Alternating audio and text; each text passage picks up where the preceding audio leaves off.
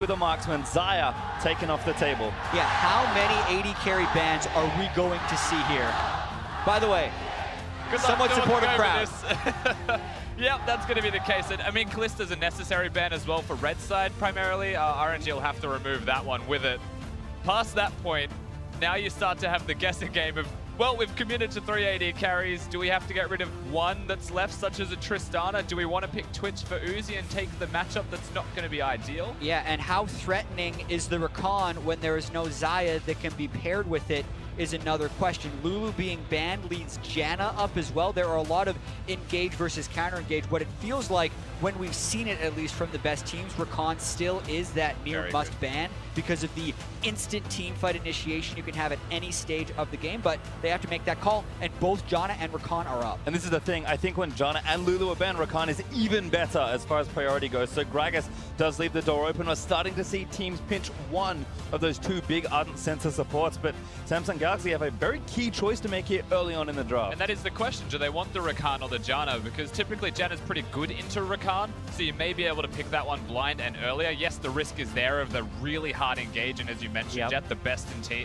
teams can make that work almost to no counter from their opponents, but you've always got that lingering feeling of Janna can put in some serious work. There's a chance you can stop the Rakan. The dash speed is insanely fast, but if you pre-channel a tornado or you click your monsoon at the right time, you can stuff it. It's nearly impossible. But now RNG kind of has their choice. They gave over what was probably a 90% first pick, so they knew they're going to get something back. And also, they can deprioritize the Janna a bit if they want, since the support's already locked in on the other side. Yep, they do take Jarvan, which is kind of expected. One of the best junglers that's often left up in the tournaments, in a lot of the top teams take it.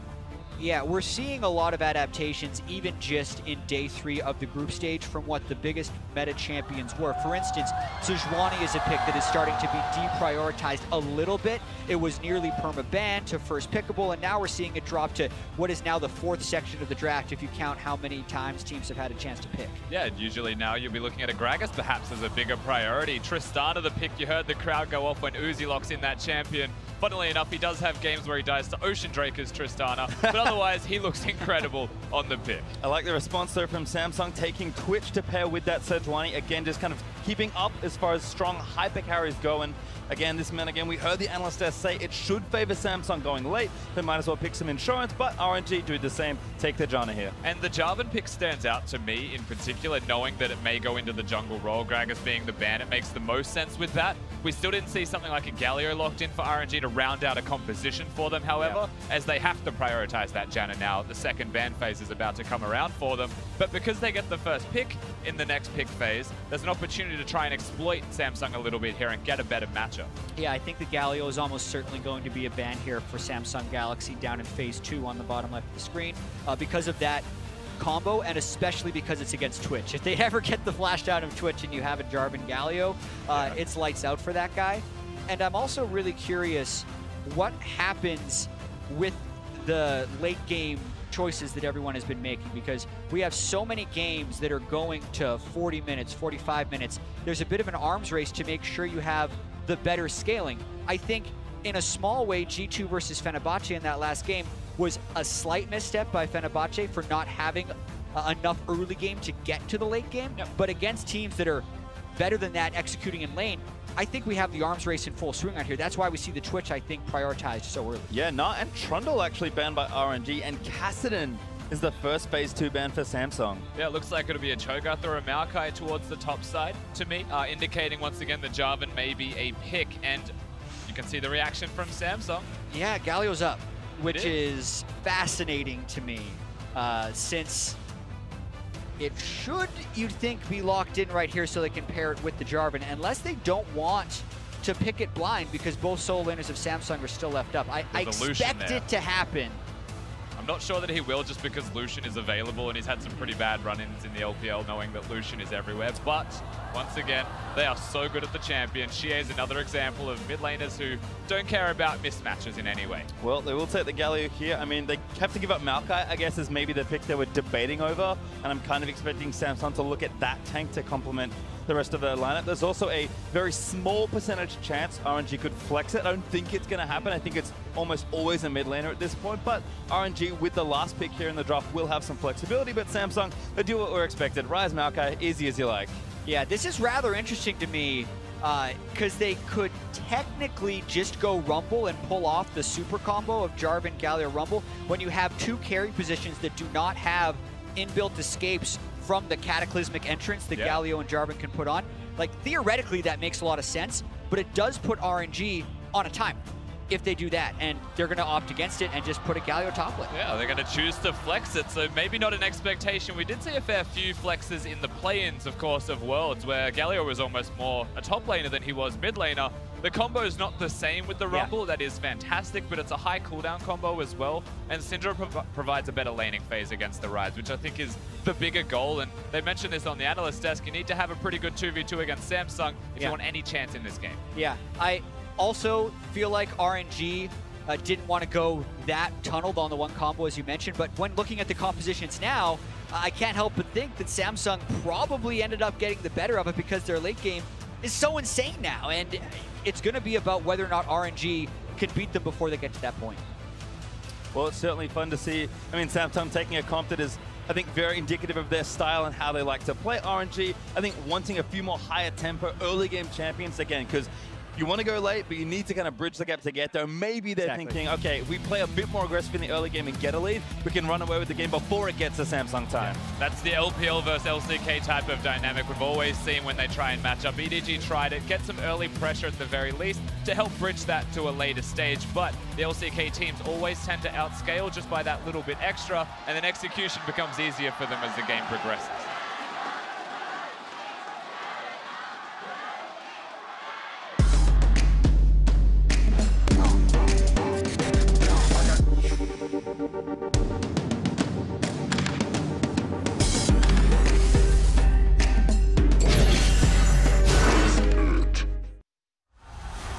And here we are in the Summoner's Rift for Samsung Galaxy versus RNG. The crowd here in Wuhan is certainly behind their Chinese home team, but no small opponents here in Samsung. And I think as far as early games in the stage of the tournament go for these two teams, winning here is so integral to topping this group. Yeah, so incredibly important. And I cast the first RNG game against 1907 Fenerbahce, and I was hyping up Mlxg's early game. He's got a higher first blood percentage by 10 or more percent than anyone else coming into the World Championship, and they got invaded and he died. So I'm still looking forward to what Mlxg can do early because he prioritizes getting first blood more highly than any other jungler, and it's actually a completely flipped matchup with Ambition, who spends more time on his side of the map than almost any other jungler we have in the tournament as well. He's a farm to 6 jungler, or as close as you can get to it. It's not that he will never gank, he is just less likely to gank and make sure it's efficient. Exactly right. A lot of this is offense versus defense, effectively, between the teams. That's RNG versus Samsung, and that's captured very nicely through the junglers specifically. Mlxg likes to try and get into the jungle after ganking a couple of lanes first. He will often be behind and experience as a result of that if the ganks don't work, but he likes to get his laners ahead. Well, just as a reminder, the stakes are high for our competitors at Worlds, with 25% of the proceeds from Championship Ash and Ward skins being added to the prize pool, while another 25% will be donated to charity. So if you haven't, get your skins in now. It is gorgeous, but we're going to start with some early jungling here. Ambition on that blue. Looks like Mlxg started on the same side with his red buff, so trending down towards that bottom lane. Yeah, you actually often see the Sejuani start at the red buff with a leash from the Twitch and the Tom, but that didn't happen this game as they tried to do a delayed invade onto the blue buff. I think that is more because they want to make sure they can scout Mlxg. When they invade the blue buff, they make you know he started red, and they already have that ward in the red side river, so they're doing their best to try and keep track of him, but never know where he's going to go next. And we've had a conversation about how awkward it is to try and gank bottom lane, but Mlxg, he's got Uzi on his team, right? It's pretty easy to gank that lane. Big radar, but good ward. The timing on that ward was perfect. It went invisible as Mlxg walked over it, and Ambition has already laid the trap. He watches him walk right past. He's going to wait for him to start it. Mlxg knows something's up, though. He's trying to find him. He wants to kill the Sejuani, not do the red buff. Something's fishy, and now, here we go. He's going to find out now, but Ambition gets a jump first. Mlxg going to start doing battle, gets stunned by the permafrost as CoreJJ the Colossus does proc, and junglers just going to walk away. it's so peculiar, right? Because Ambition was waiting for the backup. Since he didn't have red buff, he's going to lose the duel. I think it's going to end with him just pushing him outside of the jungle because they don't want to forfeit too much lane pressure in order to make this collapse when he's got his EQ up anyway. But I really like the diligence here seen by Jarvan. I mean, the fact that he knows that Ambition's nearby, doesn't know exactly where, checks every possible nook and cranny to find him what you need. And I actually really like what Mlxg did in a response. So he didn't have any knowledge, he just had instinct. Because he didn't know he got spotted by the ward. But when he goes to red buff and there's no one there, he doesn't just start the red buff like a lot of other junglers would. He knows something's up, as you said, Rusty, and kept searching until he found the Sejuani. Because he knew a trap was somewhere, he just wanted to spring it without dying. Wonderful preparation by both these junglers as Mlxg going to be spotted by another nice ward getting placed. Ambition is on the Krog, but should be able to finish him. A ward is going to spot that happening, but can't really slow him down at the moment. And Mlxg again, so much surveillance here on the bot side for Samsung. We mentioned offense versus defense. Well, that's exactly what we're seeing from the junglers specifically as well. RNG, of course, they have a Tristana with a bit of extra push. That is what gives the second red buff to Mlxg ultimately in the end, just by being able to rotate over. The extra wards at the Krugs will spot them as well. But so far, it's just a bit of invading being pesky, really. It's just keeping tabs on where is the boar at all times. Yeah, which is interesting because you know generally where Ambition's going to be for the first few minutes. As of now, the gold is even. When he takes Raptors, it's going to change a little bit, but the effect of this is basically just letting the Syndra and the Tristana try and push, because they're at least keeping tabs on the section. And they certainly are. You can see another ward from XiaoHu. This is all a vision battle, trying to pay dividends for the junglers, just to give free time to their laners in some way. Pressuring Ambition means laners are free. It's a Syndra into a Ryze. It's a Tristana into a Twitch. They want to be unlocked in their lanes in the 2v2 and the 1v1 respectively. Even that lane ward placed by Crown was so excellent playing Mlxg, checking his Raptors. But it looks like some of the jungle invasions are going to slow down, so we'll check back in with our solo laners here. LetME and CuVee doing battle, but from a tank ledge up here shouldn't be too many problems. CuVee did teleport back to lane already, but LetME should answer back soon as CoreJJ tries to dive in, but just short. There on the W, Ruler gonna ambush up. Couple of pokes there into Uzi. Yeah, I do find it a little bit interesting that Uzi has gone for the Doran Shield. It is the best all-in protection, so to speak, against a Rakan, but it also means they're not going to be the first support duo to Ardent Sensor, and it's not a bully item either, so... Ooh, almost knocked him out of zone range. It looked like CuVee with a great play! Dodges the flag and drag, forced to flash still, but really nice sidestep. Yeah, very clean from CuVee just to get out there. It was a little bit lagging behind from Mlxg with the combo. There was no chance that he was still going to be taunted, but not choosing to flash, choosing to dodge it, and then flash for distance when the Twisted Advance locks someone down shows, once again, a master Maokai in action. Yeah, I think if he flashes the EQ, there's a very real chance Mlxg still would have had the reaction time to flash follow and get the knock up anyway, which would have been a dead Maokai. So I think that was the only way he reliably lives, is by timing that perfectly. Great job. Yeah, CuVee's had a pretty spectacular summer season in the LCK. So a nice little move to get him out to safety, but LetME still ahead in the matchup. Has also TP'd back to lane himself. Has a slight experience lead right now as CuVee was forced briefly out of the lane, but Mlxg continues his adventures. Now going to take down this Scuttlecrab, and again, with all the vision finally dropping, maybe he's going to look for yet another gank as Crown will walk past here. There was no Q there for Mlxg, so it was a bit awkward.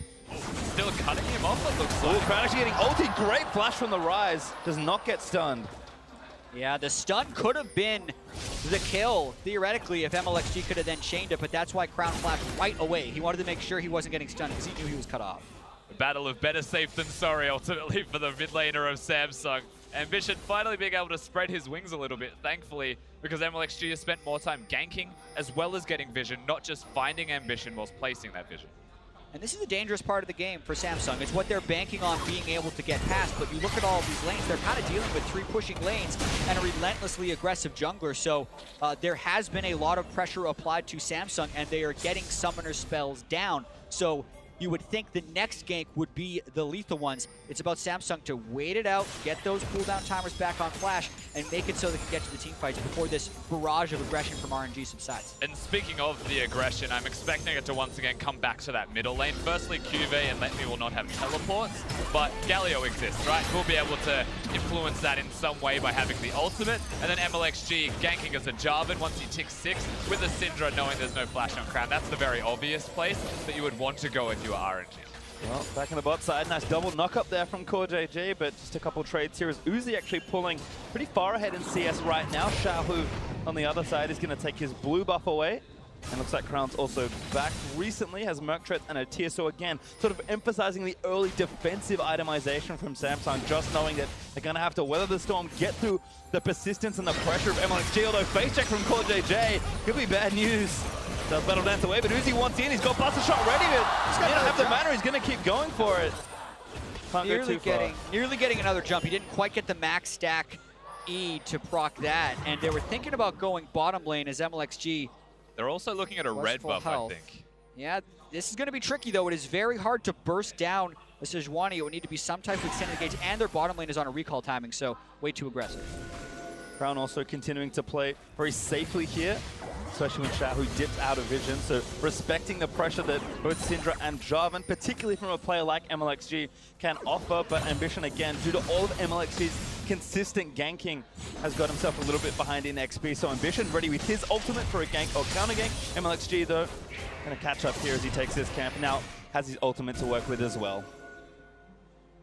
Surprisingly patient and slow overall. You'd expect, yes, RNG have been aggressive and trying to push forwards, but you're still expecting something extra from them almost out of necessity. You're looking at 500 gold separating them at 9 minutes, and that's good. It's nice to have. The one big benefit is currently on your screen because it's a BF sword to a Zeal, and they're swapping lanes right now, which means they want to start making some plays and doing that pressure that I was just mentioning towards top. Yeah, but with the BF sword to a Zeal, they're not even matching the lane. They're just trying to use the BF sword to take turrets. They might be diving this Maokai. He's got no flash. This could be a kill here. Good little Zeal. Oh, great! Again, the Twisted Event dodges out some of the damage, but again, they're going to keep diving away. Too much taking Mlxg. Does get healed, and Monsoon protecting stuff, and now CuVee has his flash back up. LetME going to take the next one, but it's not enough. Uzi finally grabs first blood. That Courage of the Colossus shield was so big because there were 4 people in the lane, so they're like, whoa, we're killing a Maokai and a half up against this turret, but because he didn't have his flash, because they were actually patient enough to realize that they had the heals and the shields and the Janna ultimate to take turret, they make it work, but that was a little more difficult than they expected. Super awkward, to say the least, but you know what? The kill went to Uzi of all people for RNG. They'll take it in the end. They got the turret first as well, so ultimately it's still a big win. It just took a little bit longer than they would have otherwise wanted. Rule, though, is going to clean up this bot side turret. 2-man push from Samsung more than enough. But they're not going to let him get this Herald. On for this Herald, Ambition with the ultimate already does use it, stuns up one. Ming actually getting locked up for a little while, but CuVee TPing in not too effective as Mlxg's trying to finish the Herald.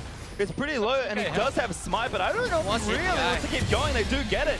Who's going to grab it? LetME just going to take it and try and get out, I think. He may have to flash if they push in on him, but it looks like it's worked. He's just going to recall in the pit with nothing. Yeah, surely you'd think Samsung could have just swapped that for the Ocean Drake because of the investment, but they decided to spend a teleport up there anyway. We're going to watch this dive one more time. And this dive, you mentioned it before, it's awkward. CuVee twisted advance, and the cube in particular giving him that extra shield is massive. He's going to survive once again for so long with the ultimate as well, locking them all down. Now you watch the juggle, trading aggro. Uzi didn't want it, but he got it. Mlxg didn't want it. Now LetME has to try and just waddle his way out as well. Exactly. RNG's going with a Warrior, Jarvan, and a Trist, and those are the 2 people that get the turret instead of the Galio, who would have been able to tank it for days. But what's funny about that is the play itself was still really good, and it gave them about a 400 gold advantage off of the kill and the first turret when you equalize for the farm that was given off to Twitch. Yeah, sitting close to 1,000 gold, almost up for RNG, but not there just yet as Uzi returns to his bot lane home to try and get the waves pushing back in the right direction. Zerka Greaves and a pickaxe plus a dagger now joining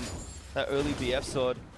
It looks like Runan's Hurricane first here for this Twitch, and AD's again just still farming up. So RNG have some pressure points to play with, but gonna need to continue to force these plays, maybe use that Rift turret or even force a fight around this Ocean Drake. You know, all things considered, being near the first turret when it goes down seems to help a little bit. Getting an assist for Ming. He has the Ardent Sensor before his opponent in CoreJJ, which is quite surprising given there's a target to give him extra gold. Yeah, and also Ming has gone with gold generation in his runes, whereas CoreJJ has not. So even when you're accounting for all the gold Lulu gave him, it was made up for in the rune pit. Yeah. Well, Ocean Drake over. RNG take another objective off the map. And again, that gold lead now sitting just above 1,000. As XiaoHu and LetME Bit of a tag team situation in the mid lane. Again, just trying to apply a bit more pressure. Mlxg down that bot side, but I have to remind myself that LetME is the one with the Herald, so Mlxg is not going to be around to use that, but doesn't need to on this turret. RNG with enough space to knock this one down, and all of a sudden took the first turret, going to make it 2 in very short order. Yeah, and RNG is playing this early game the way they should and the way they have to. The Ryze, Twitch, Rakan late game threat with the Maokai is so huge that RNG needs to be trying to make these moves and push the tempo as much as possible. They're going for another turret with this Herald. This is a high tempo play. Rito crashes in. That's enough for the tier 2, and the crowd goes absolutely wild. Wow, 2 big turrets just taken down straight after each other. RNG starting to grow not a massive gold lead, but sizable map control and advantage, and in particular with just tempo now. If they want to push mid lane, it's the next place they have to go. One of the hardest turrets still left to crack, unfortunately, for them, as the Herald was used bottom for that second turret.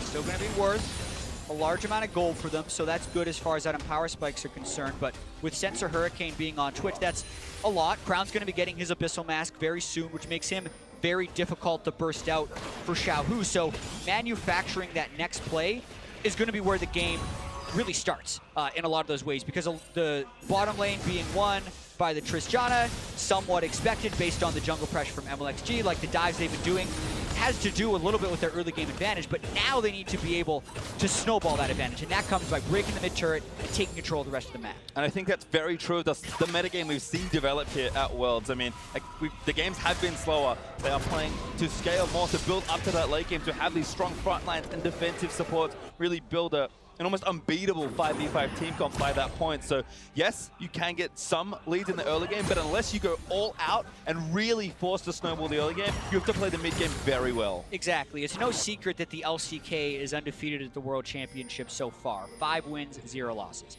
In 2 of those games already, and 3 including this one, which will make half of their games, they've had a gold deficit at 15 minutes because they have been opting into that late game's arms race and making sure they don't fall far enough behind. SKT, you can argue that they fell too far behind, but they still just had to win 1 fight. That's all it took, was 1 fight to be able to come back in it. So even if this looks good for RNG right now, they have to play so well to actually get that victory.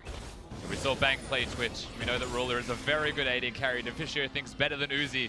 We're going to see if that is actually true, as he's got the Twitch and can put on a carry performance here with the team protecting him and setting him up with the ardent sensor that everybody does love to pick up and talk about. Well, again, Uzi certainly could be outmatched by Ruler in the late game, but his reputation as a laner continues here. Plus 30 CS at 15 in this game and continuing to build up. Has the Infinity Edge already completed, but Ruler again with the Hurricane should accelerate that farm. I'm really curious to see in the big team fights when RNG pull off the Jarvan, Galio, Cataclysmic Entrance combo, whether or not Crown just uses Zhonya's and his Ryze ultimate to get him and Twitch to safety. Because if he can pull that off pretty reliably, it may shut down the engage of RNG. So that could be a really cool combo that we're yet to see. I hope to see that. It's going to be very difficult to pull off, I would have to imagine, but that would be sick. Actually, here's a gank. There's one. Zhonya's yet. He's fine. Yep, just gets out instead. Has more than enough with rank 2 ultimate. Crown's going to cross, probably put his hands together and get his level 11. Yeah, Crown very good at using the minimum to survive generally. So once again, just the Ryze ultimate, no summoners needed. Hides in the bush until it's about to go and hops on the journey to safety. Well, he's out, but good bit of pressure there from Mlxg and Uzi grouping together, and Uzi is going to sit bot side right now. Pretty easy lane for him to continue to farm out, and very long one for Samsung to push back, given again that RNG did take that tier 2 turret. You wonder if it is going to cost them though, because mid turrets are very important for opening up the map towards the mid game, and that Rift Herald may have been good at the time to get you an immediate objective, but maybe wishing they still had it. Right, or being able to crack mid with it. Even so, it's a 1,000 gold advantage on Uzi and a 2,000 gold advantage for the game, so a good distribution of the gold. Not to mention the Janna that can power them up, and it really does feel like Samsung is in full defense mode. And the fact they've only given up 1 kill and had the game be 2,000 is okay for them right now. This is still an absolutely brutal game. That's a worry though. Never mind, flush out, that's a kill for XiaoHu. The curse. just as we start to call the Full defensive. defense mode.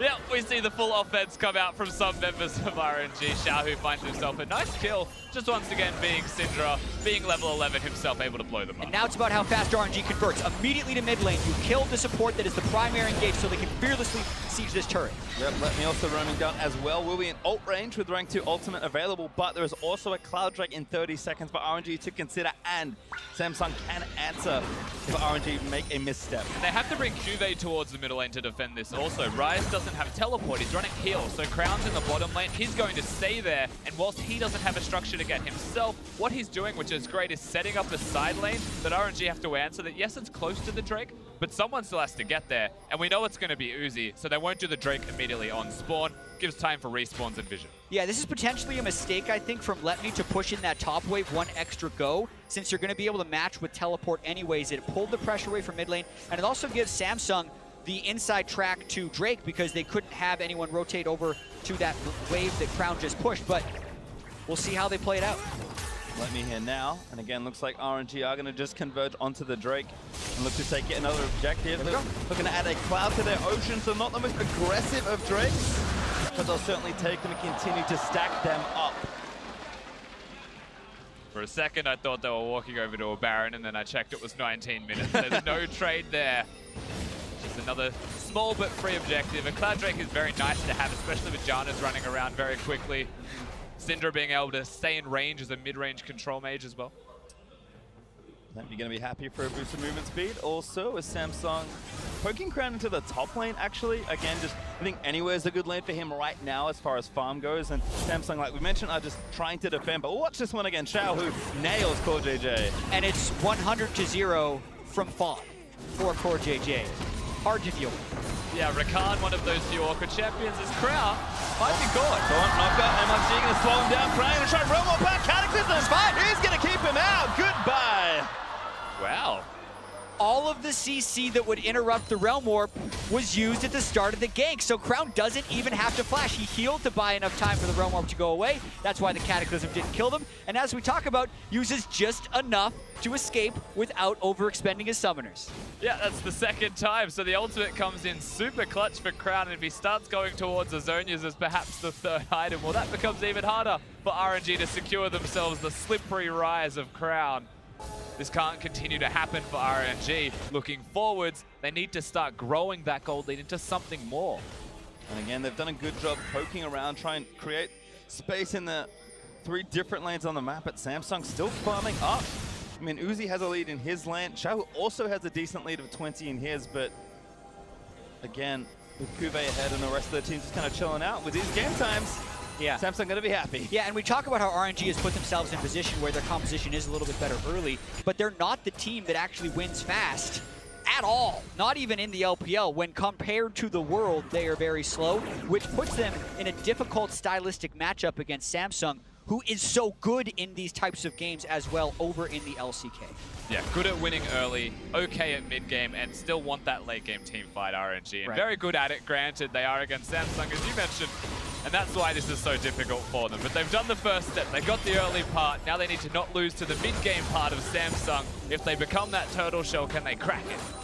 Well, we'll keep track of the carries items. Uzi with 2, and Ruler building up towards his Infinity Edge. Uzi finished a static shift to join his first IE. And again, RNG kind of happy to play the pace of the game out. Granted that having a static shift with your Infinity Edge speaks for itself as strong, but the Void Staff in middle lane, being able to kill tanks potentially, namely Crown on the Ryze, does stand out to me as a decent second item for XiaoHu. Yes, it's not a lot of ability power, but he can still do a lot of relevant damage if they get skirmishes or team fights. Yeah, and Uzi is roughly, or rather Ruler is roughly 600 gold away from completing his Infinity Edge. And when Twitch has Infinity Edge, Hurricane is really when Twitch comes fully online. So that mid turret we talked about, still incredibly healthy, but with Infinity Edge, Static Shift, Zeal, this is the time for RNG to crack before Ruler gets super lethal with Spray and Pray. That's why they're here. They've just decided that ganking Crown is no fun at all, so they're going to look mid lane potentially for a dive, but wave clear very nice. Samsung again holding on. Yeah, the 1-3-1 by Samsung is a very good stall tactic right now.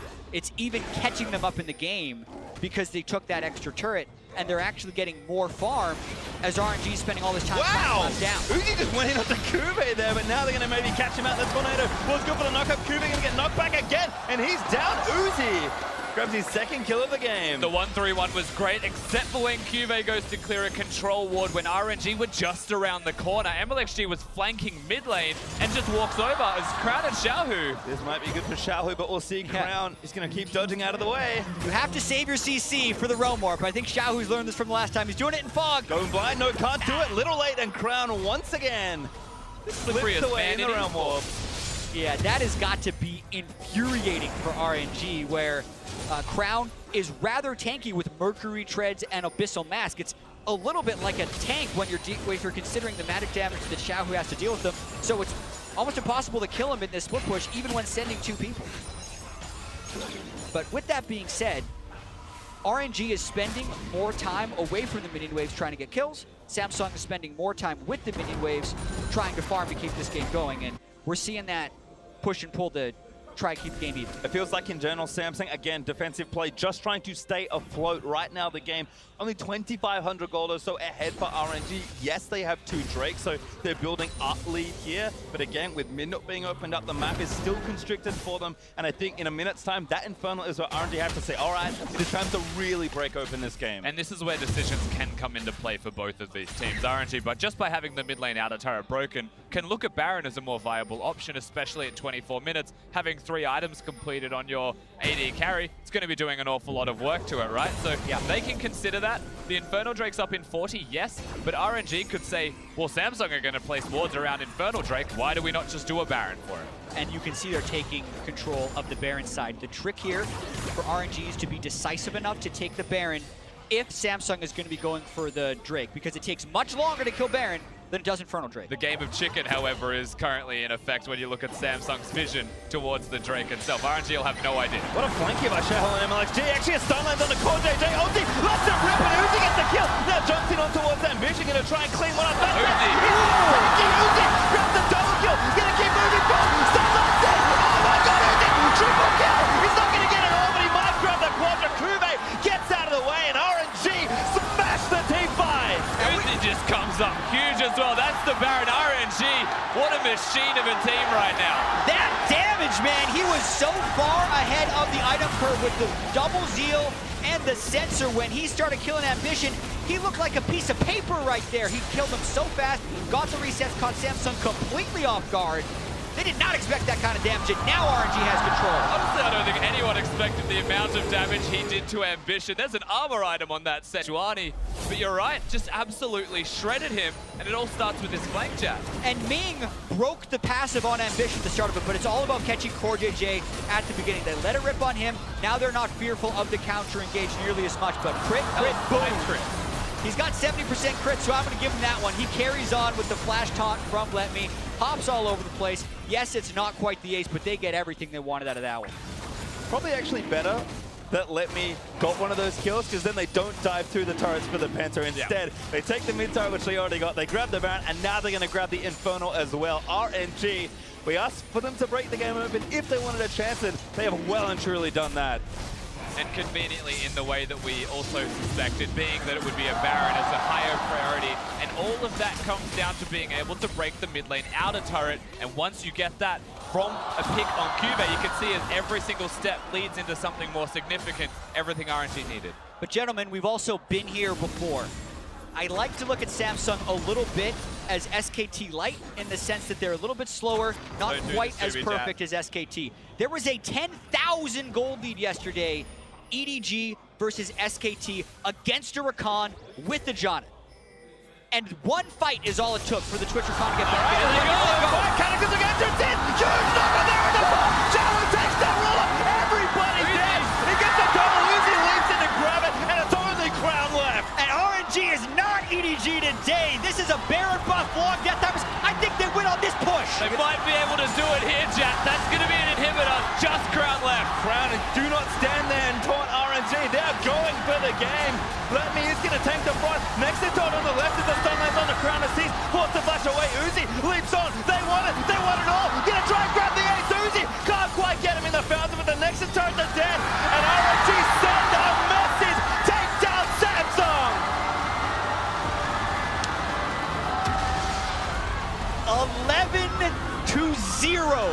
That is our third shutout in a row here at Worlds. When these teams start winning, they do not let up. And this one was Uzi getting so damn far ahead, and the rest of the team not being afraid to just go.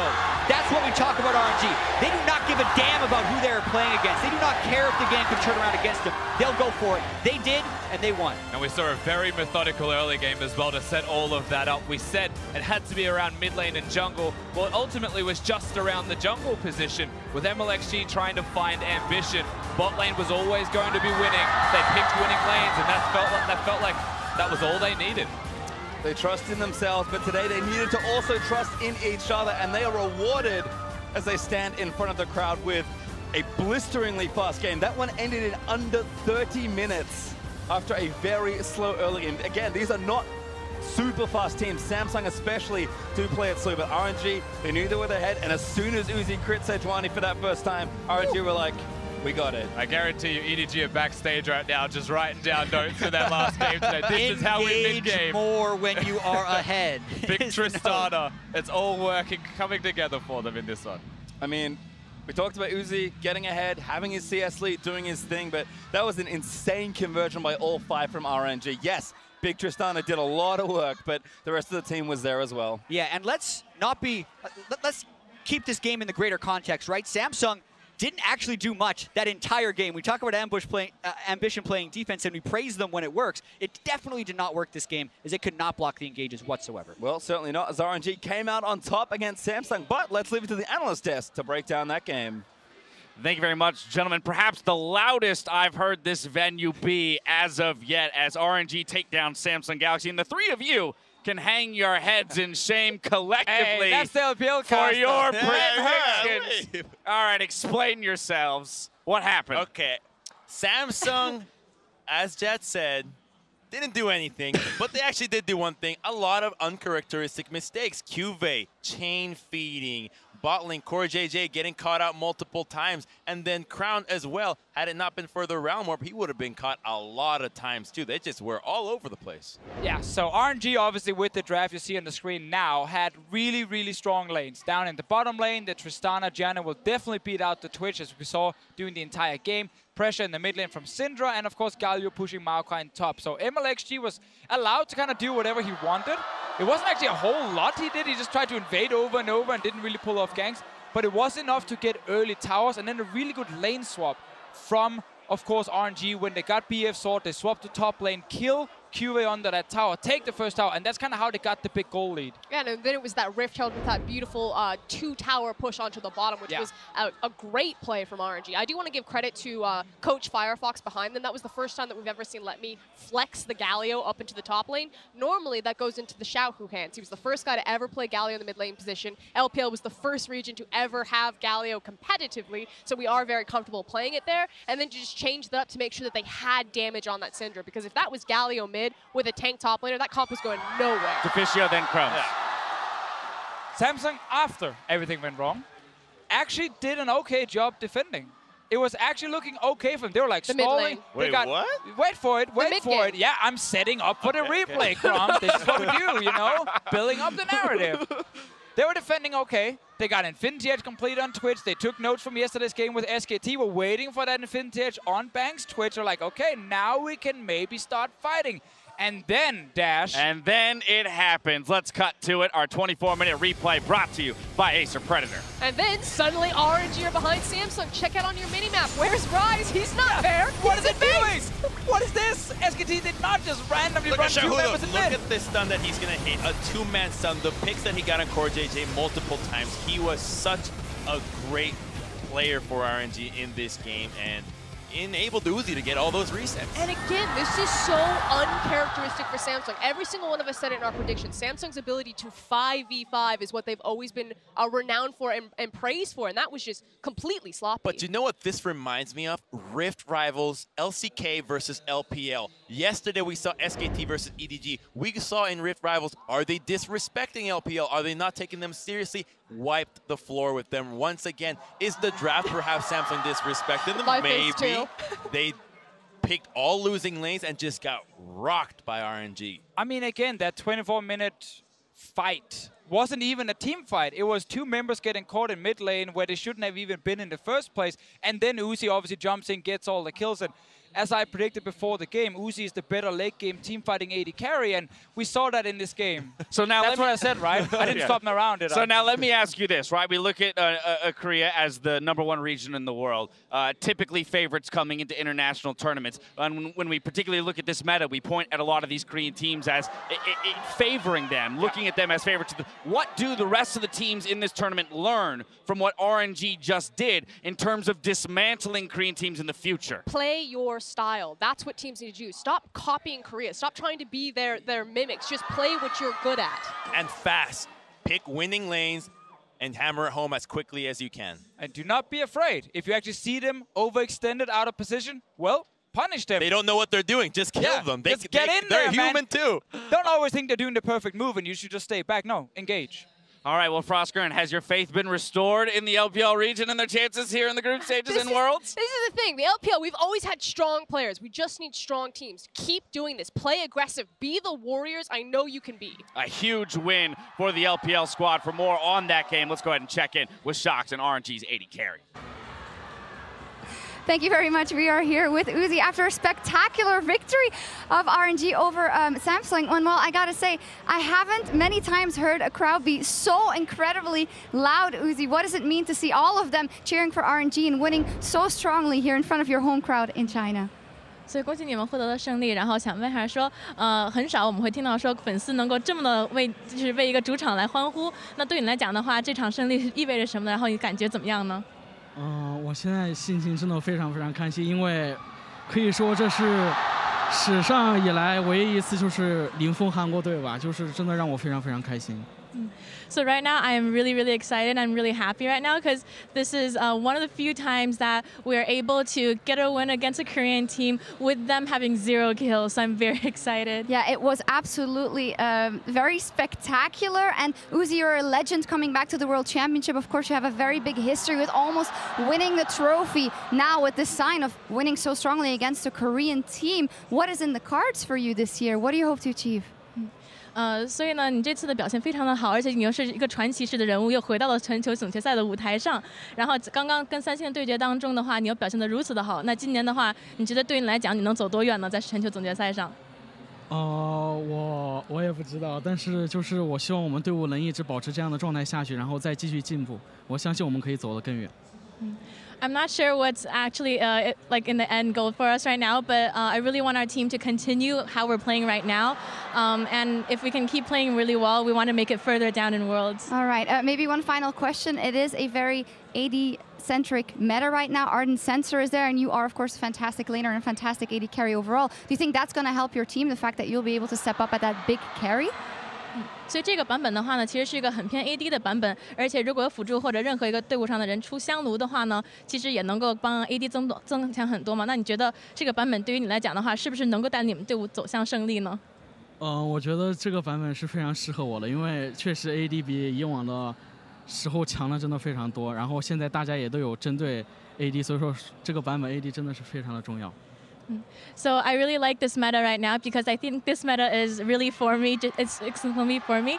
And with AD being so strong, definitely it's going to be a very fun.